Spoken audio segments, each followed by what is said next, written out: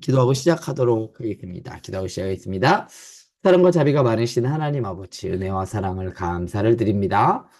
오늘 이 시간 우리 구역장님들에게 지혜를 주시고 하나님의 말씀을 사모하는 마음을 주셔서 하나님의 이 말씀이 의미하는 바가 어떤 말씀인지 더 깊이 넓게 깨달아 알아가며 또한 우리 성도님들과 함께 나눌 때에 풍성한 은혜가 있게 하여 주시옵소서. 예수님의 이름으로 기도드립니다. 아멘. 자, 올해 첫 번째 말씀의 제목은 올해는 섬기며 삽시다 해서 섬김에 대한 이야기를 하려고 합니다. 요한복음 13장 1절부터 11절 말씀인데요. 이 말씀은 지난번에 한번 살펴봤던 말씀이에요. 요한복음 13장 1절부터 13절의 말씀은 이제 예수님께서 제자들의 발을 씻기는 그 장면의 말씀인데요. 이 말씀을 좀 더 섬김에 무게중심을 싣고 말씀을 이번 주 말씀을 전하실 텐데요. 지난번에 이 13장 부분을 살펴봤을 때보다 조금 더 넓게 그리고 조금 깊게 한번 살펴볼 텐데요. 그때 미처 다루지 못했던 부분을 오늘 조금 다뤄보려고 합니다.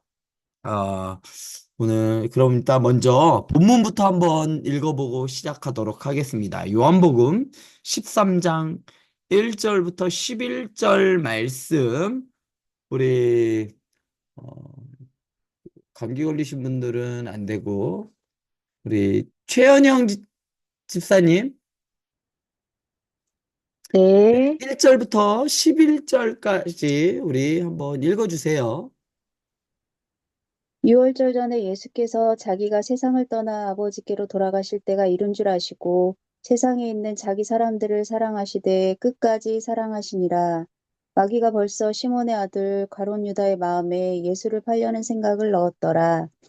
저녁 먹는 중 예수는 아버지께서 모든 것을 자기 손에 맡기신 것과 또 자기가 하나님께로부터 오셨다가 하나님께로 돌아가실 것을 아시고 저녁 잡수시던 자리에서 일어나 겉옷을 벗고 수건을 가져다가 허리에 두르시고 이에 대야에 물을 떠서 제자들의 발을 씻으시고 그 두르신 수건으로 닦기를 시작하여 시몬 베드로에게 이르시되 베드로가 이르되 주여 주께서 내 발을 씻으시나이까 예수께서 대답하여 이르시되 내가 하는 것을 네가 지금을 알지 못하나 이후에는 알리라.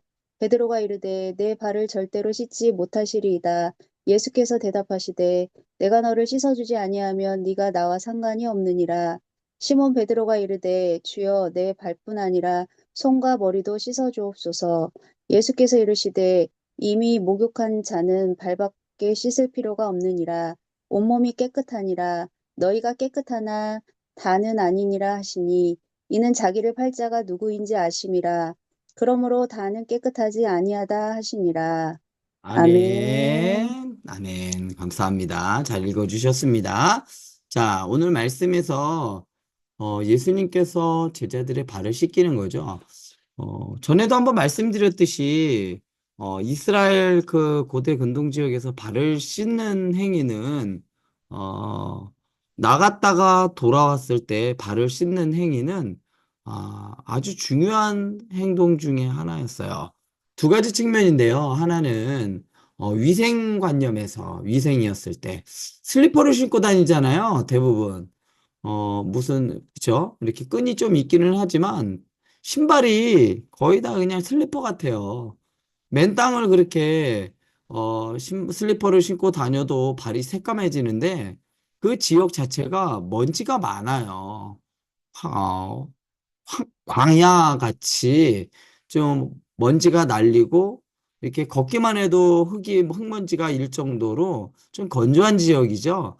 그런 지역에서 나갔다가 들어오면 그 먼지가 안으로 들어오잖아요. 그래서 발을 씻는 것이 거기에서는 최우선적으로 해야 할 일입니다. 마치 우리가 집 나갔다가 집에 들어가서 제일 먼저 손을 씻는 것과 마찬가지예요. 그리고 두 번째로는요, 종교적인 영향이 또 있습니다. 밖에 있는 것은 부정한 거고요. 부정한 것을 지저분하고 부정한 것들을 혹시라도 집으로 들여오는 것을 막기 위해서 씻었습니다. 그러한 씻는 과정이 있었는데 그것을 이제 뭐 정결예법이다라고도 이야기를 해요. 왜냐하면 밖에서 더 부정한 것이 안으로 들어오는 것을 막는 행위. 그래서 정결예법처럼 예법으로 그것을 이제 손을 씻고 발을 씻고 해서 부정한 것이 들어오지 못하게 했습니다. 그런데요, 이렇게 발을 씻기는 행위는 주인이 직접 해주지 않고 종이 씻었습니다. 근데 이 부분에서 모르는 외인이 자기 집에 오면 가장 먼저 발 씻을 물을 내어줍니다. 그래서 그 사람을 어떻게 하냐? 환대해줘요. 이곳에서 쉬고 가라고 환대를 해줍니다. 집을 뭐 방을 한 칸 내주고 그를 풍성하게 먹여요. 이게 그 지역의 유대인들의 전통적인 예법이었어요. 손님이 혹여라도 불편해서 야 여기가 나를 박대했어. 아우 이렇게까지 사람을 불편하게 하나라는 이러한 말이 나오는 걸 큰 수치로 여겼습니다. 그래서 손님을 가장 융숭하게 대접하는 그러한 문화가 있었고 이것을 상당히 중요시 여겼어요. 마치 우리 옛날에 뭐가 있었죠? 사랑방이 있었던 것과 같아요. 사랑방에는 지나가는 어떤 누구라도 들어와서 쉴 수도 있었고 하룻밤 자다 갈 수 있는 그런 곳이 사랑방이었는데 그러한 것과 비슷한 것이 바로 유대인에게도 있었는데 이것에 유래가 있습니다. 왜 유대인들은 이스라엘 사람들은 지나가는 객들을 그냥 두지 않고 그들을 융숭하게 먹였고 그들을 대접했느냐? 창세기 18장 1절에서 5절의 말씀을 보면요. 대체적인 이 부분이 아마 거의 근거가 될 거예요. 18장 1절부터 한 15절의 말씀에서는요. 아브라함에게 세 명의 지나가는 사람들이 옵니다. 이제 후에는 우리는 이 사람들이 천사라고 하죠. 이 사람들을 잘 융숭하게 대접을 합니다. 그래서 이 천사들이 어떻게 하냐면 나중에 아브라함에게 소원을 들어주는 거예요. 그래서 아브라함에게 후사가 없는 것을 알고 야 이제 후사가 후사가 나이가 많아서 사라는 생리가 끊겼다라고 이야기하지만 너 분명히 이럴 거야. 나중에 뭐라고 얘기하냐면요. 어, 곧 너가 아들을 낳을 것이다 라고 이야기를 합니다. 뭐라고 얘기하냐면요. 이 사람이 이렇게 얘기해요. 그 천사 중에 한 사람이 내년 이맘때에 내가 반드시 내게로 돌아오리니 네 아내 사라에게 아들이 있으리라 라고 이야기를 합니다. 이 천사들이 아브라함에게 그렇게 융숭한 대접을 받고 이렇게 아브라함에게 축복의 이야기를 합니다. 실제로 아브라함은 1년 후에 이삭을 낳게 되죠. 그래서 아브라함이 그렇게 지나가는 나그네를 융숭히 대접하는 하였듯이 이 후손들도 이렇게 지나가는 사람들을 융숭하게 대접하는 것이 전통이 되었습니다. 그래서 아브라함은 후손을 받는 그러한 약속을 받게 되죠. 자, 이런 것들과 연관되어 있어서 발 씻은 물을 내주는 그리고 손님이 오면 발을 씻겨주고 그를 환대하는 이러한 전통이 유대인들에게 있었습니다. 그러면 오늘 말씀에서 씻겨주는 사람은 종이 아니라 일반적으로 손님의 발을 씻겨주는 사람은 종이었는데 종이 아니라 오늘 말씀에서는 누가 발을 씻기냐면 바로 예수님께서 제자들의 발을 씻겨 주십니다. 자, 제자들의 발을 씻겨 주시는 예수님. 자, 예수님의 이 제자들의 발을 씻겨주는 이 행위는 무엇을 의미하는가? 단순히 우리가 예수님께서 제자들의 발을 씻겨줬다라고 하면 섬김 이렇게 이야기를 하죠. 예, 맞아요. 예수님께서는 제자들의 발을 씻김으로써 섬김의 본을 보여준 것이 맞습니다. 그런데 섬김이라고 이야기하면요. 이 정도의 수준은 그냥 어떻게 보면 주일학교 아이들, 유초등부 아이들도 그 얘기를 해요. 섬김입니다라고 이야기를 합니다. 그런데 예수님께서 제자들의 발을 씻기신 이거는요, 그냥 섬기기 위해서, 왜 섬기려면 왜 발을 닦아? 다른 걸로는 못 섬기나요? 그런데 발을 닦아야, 발을 닦음을 통해서 예수님께서 이것을 보여주려고 하시는 것이 분명히 있다는 겁니다. 몸에서 가장 지저분했던 부위가 무엇이냐? 발이었어요. 그래서 그 부위를 예수님께서 씻겨줍니다. 그런데 정작 사람에게 있어서 가장 더럽고 가장 추한 부분이 무엇이냐면 바로 사람에게 있어서는 죄예요. 발은 내 스스로 닦을 수 있을지언정 우리의 죄는 우리 스스로 닦을 수가 없는 것이죠. 바로 예수님께서 제자들의 발을 씻겨주신 것은 예수님께서 이제 앞으로 어떤 일을 하시는지 이제 보여주실 거예요. 그런데 그것들을 예표해 주는 거, 미리 보여주는 겁니다. 그래서 예수님께서 나중에 뭐라고 7절에 뭐라고 얘기하시냐면요. 내가 하는 것을 내가 지금은 알지 못하나 이후에는 알리라. 예수님께서 발을 닦아주는데 야, 내가 이렇게 하는 것을 너가 지금은 알지 못하는데 나중에는 알 거야. 뭘 모르지? 지금 발 닦고 계신 거 내가 알고 있는데. 그런데 뭐 나중에 알 게 뭐가 있어? 발 닦아주는 게. 이 얘기는요, 예수님께서 내가 너희를 발 닦아주는 의미를 지금은 너희가 알지 못하지만 나중에는 너희가 알 거야. 그 대표적인 게 뭐냐면요. 바로 예수님께서 어떻게 하시죠? 십자가에 달려 죽으시고 다시 사시죠. 십자가의 고난 당하시고 죽으심을 통해서 우리 제자들에게 있는 그리고 우리에게 있는 그 죄로부터 정결하게 만드는 그러한 일을 하시는 분이 누구시냐? 예수님이라는 거예요. 제자들의 부정한 다리, 발을 씻어주면서 줌으로 예수님께서 죄로부터 정결하게 하시는 분이 바로 예수님이라는 것을 오늘 말씀 통해서 보여주고 있는 것이죠. 그래서 두 번째로는요, 좀 전에 이야기했듯이 서로를 향한 겸손한 섬김의 본을 또 한번 보여주시는 겁니다. 어, 높은 자나 낮은 자나 상관없이 옆에 있는 사람, 그리고 가까이 있는 사람을 어떻게 하라? 섬겨라. 어떻게 섬겨라?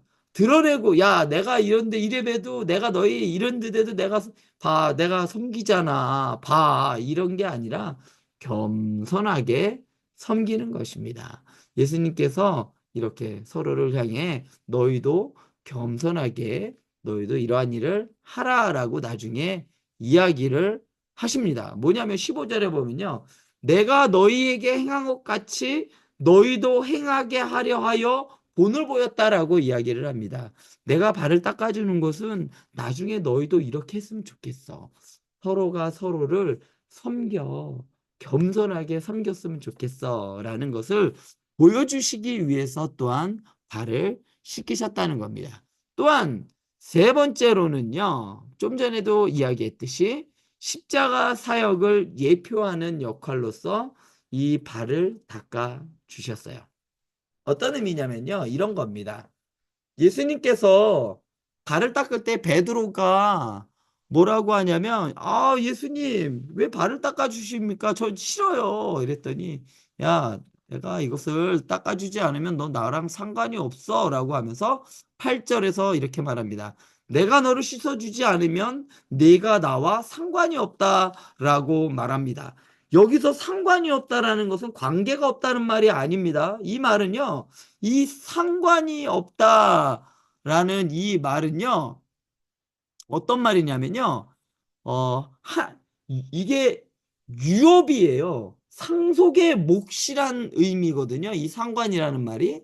이게 번역이 이렇게 돼서 그렇지, 이 헬라어 단어는요, 상속분이라는 이야기예요. 내가 너를 발을 씻어주지 않으면 너에게 상속이 없다라는 이야기예요. 이 말의 의미는요, 더 리얼하게 이야기하면 내가 너를 씻어주지 않으면 너는 하나님 나라의 유업이 없다라는 말이에요. 왜일까요? 이 말은요, 이런 거예요. 내가 너의 죄악을 씻어주지 않으면 너는 하나님의 나라의 유업을 받을 수가 없어.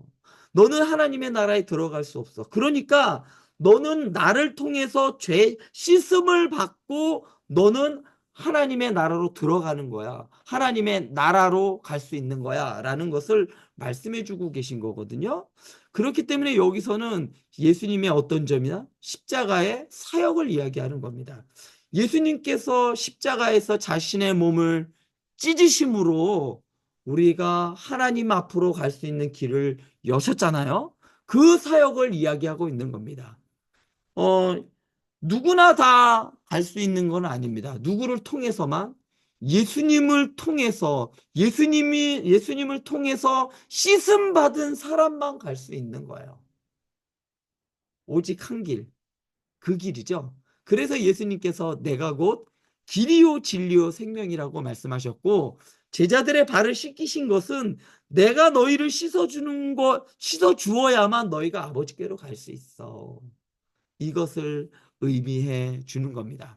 그런데 이것이 제자들에게 자격이 있었느냐는 겁니다. 그리고 저와 우리 구역장님들, 우리 성도님들에게 예수님께서 과연 나의 죄를 씻을 만한 자격이 우리에게 있었을까요? 없죠. 그냥 무조건적인 은혜죠. 사랑. 이것을 바로 하나님의 은혜라고 우리는 이야기를 하는 겁니다. 이 하나님의 은혜로 말미암아 우리는 죄 씻음을 받아서 구원을 받은 거죠. 그렇기 때문에 이것은 예수님께서 제자들의 발을 씻기셨듯이 우리의 죄를 씻어 주시는 것은 온전히 하나님의 은혜라는 것을 우리가 제자들의 발을 씻김을 통해서 우리가 엿볼 수가 있는 겁니다. 자, 아까도 얘기했듯이 7절 말씀을 보면요. 내가 하는 것을 내가 지금은 알지 못하나 이후에는 알리라. 지금 당장 내가 왜 이렇게 너희에게 발을 씻어주는지 이것을 너희가 그 의미를 잘 알지 못하겠지만 나중에는 알 거야. 나중에 예수님께서 십자가에 달려 죽으시고 부활하셔서 승천하신 이후에는 너희들이 그것을 깨달을 거야. 실제로 예수님께서 승천하신 이후에 제자들은 예수님이 하신 그 말씀 하나하나가 다 기억이 나기 시작했고 깨닫게 되었어요. 누구의 도움으로 깨닫게 되었죠? 성령의 도움으로 깨닫게 되었던 겁니다. 보혜사 성령님이 예수님이 승천하시면서 보내주셨잖아요. 보혜사 성령님을. 그 성령이 임한 제자들은 예수님의 말씀 하나하나가 깨달아지게 되었고 알게 되었죠. 그래서 어떻게 했느냐? 그 알고 깨닫고 난 이후에 제자들은 그 이후의 삶이 완전히 이전과는 다른 오직 예수님과 하나님의 나라를 위해 자신의 생명까지 내어놓고 전하는 전도자의 삶을 살아갈 수가 있게 되었던 겁니다. 자, 내가 하는 것을 내가 지금은 알지 못하나 이후에는 알 거다. 자, 이 말씀의 의미는요, 또 이런 의미예요. 다른 사람을 위한 섬김이 신자들의 생활 방식이다라는 것입니다. 어, 지금은 이렇게 섬기는 것, 어, 이때 당시에 섬김이라는 것의 의미는요, 어떤 거였냐면요, 기브 앤 테이크였어요.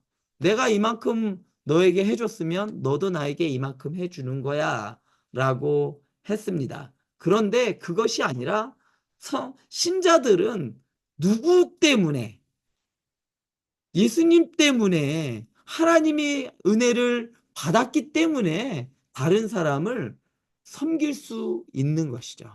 그래서 서로가 서로를 섬기는 그렇게 살아가는 방식이 섬김의 방식으로 살아가게 된다는 것이죠. 자, 이렇게 오늘 제자들의 발을 씻기는 사건을 보았는데요. 이 사건과 상당히 의미가 많이 유사한 사건이 있었습니다. 우리가 전에 한번 살펴보았던 사건이고, 요한복음 13장에서 있기 바로 이전, 요한복음 12장에서 언급되었던 사건이 하나 있습니다. 뭐냐면 바로 마리아의 향유 사건입니다. 막달라 마리아가 예수님의 향유 옥합을 깨뜨려서 예수님의 발을 자신의 머리로 닦아주는 사건이 있었습니다. 이 사건과 예수님께서 제자들의 발을 씻기는 사건이 상당히 밀접한 연관성이 있는 사건이에요. 둘 다 공통점이 있어요. 장소가 똑같은 데서 일어났습니다. 똑같은 데서 비슷한 시간대에서 일어났어요. 언제죠, 이때가? 바로 6월절, 바로 식사가 있었던 마지막 만찬이 있는 그 자리에서 일어났던 사건이에요.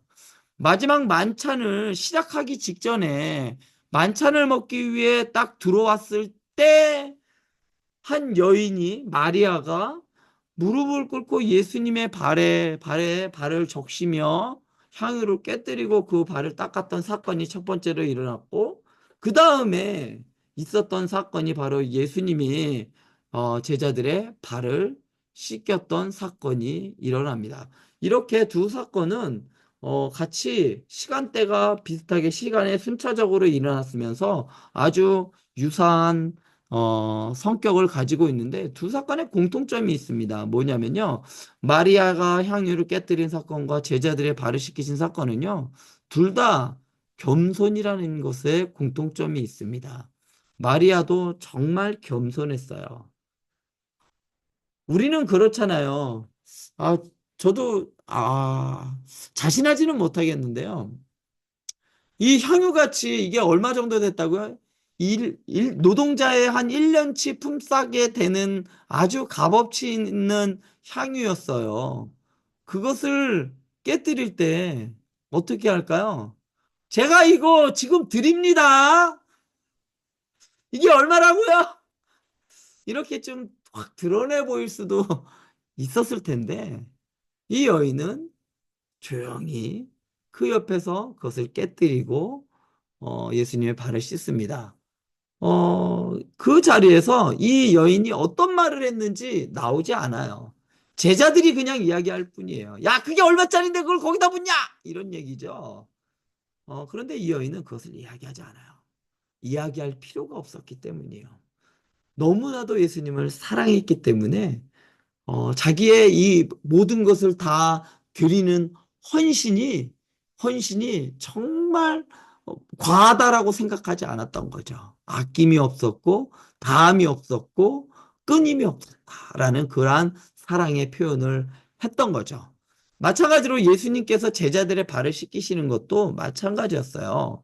예수님의 겸손이라는 것은 단지 그냥 선생과 제자와의 관계에서의 그것이 아니라 하나님과 인간이라는 그 관계를 뛰어넘는 그 격차를 뛰어내려오신 그 겸손이에요. 그러니까 엄청난 겸손이시죠.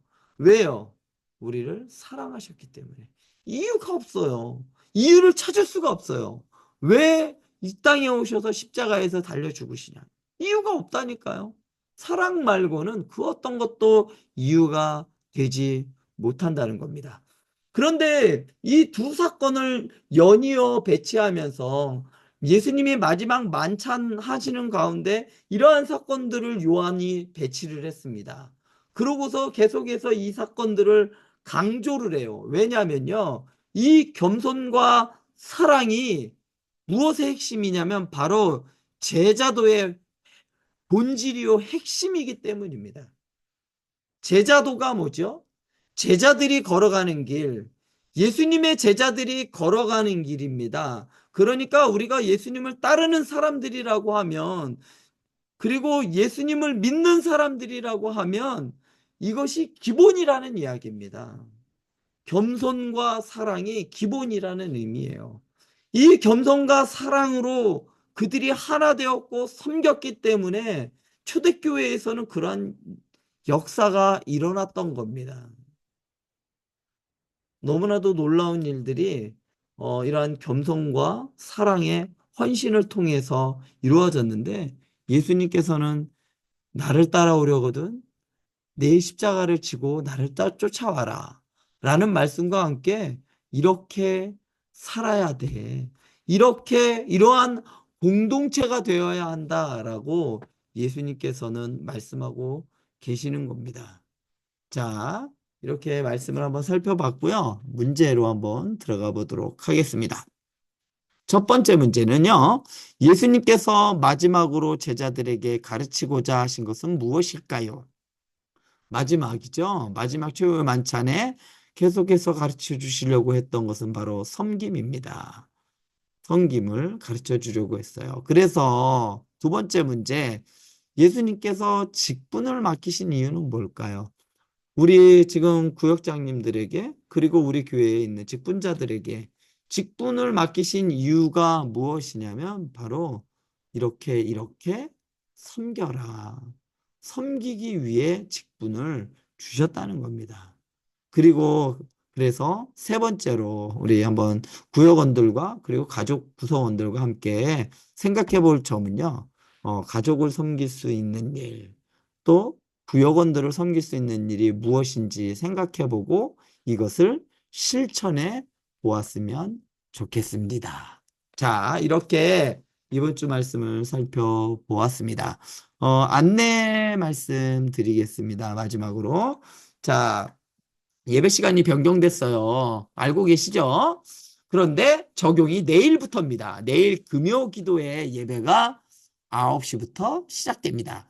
이전에는 9시 반이었죠. 그래서 9시 15분부터 우리 준비 찬양이 시작됐다면 이제는 9시에 예배가 시작되기 때문에 준비 찬양은 8시 45분부터 시작됩니다. 이렇게 시간에 맞춰서 늦게 오시지 말고요. 보통 때보다 몇 분 정도 빨리 오면 될까요? 30분 정도 빨리 오시면 되겠습니다. 조금 오시기 좀 버겁더라도 시간에 쫓기는 것 같이 보이지만요. 조금만 서둘러 주시면 좋을 것 같아요. 그러면 우리 모두가 다 좀 힘있고 활기찬 시간에 금요 기도회를 할 수 있을 것 같습니다. 마찬가지로 주일날 오후 3시였던 예배 시간이 30분 당겨져서 2시 30분에 예배가 시작됩니다. 그러니까 이전과 같이 2시 15분부터 예배전 찬양이 시작되니까요. 이전에 시간이 애매해서 집에 가셨던 분들 조금만 더 기다리셨다가 오후 예배까지 드리시고 돌아가시면 좋겠습니다. 자, 이것으로 마치고요. 기도하고 마치도록 하겠습니다. 사랑과 자비가 많으신 하나님 아버지, 은혜와 사랑을 감사를 드립니다. 자신의 몸을 내어주기까지 사랑하셨고 십자가에 죽으시기까지 겸손하셨으며 그 사랑을 확증해 보이시기 위하여 피 흘심까지 우리를 사랑하신 것을 보여주셨으니 이제 우리가 그 사랑을 받아 구원받은 백성으로서 주님을 닮아 주님의 섬김을 따라 이웃들을 섬기며 가족들을 섬기며 사랑할 수 있는 우리 행복한 교회 성도님들 그리고 우리 구역장님들 되게 하여 주시옵소서. 예수님의 향기가 나게 하여 주시고 예수님의 모습이 우리 성도님들 삶 가운데 보여지는 은혜의 한 주간이 되게 하여 주시옵소서. 예수님의 이름으로 기도드립니다. 아멘. 감사합니다. 감사합니다. 내일 뵙도록 하겠습니다. 네, 감사합니다. 수고하셨습니다. 감사합니다. 수고하셨습니다.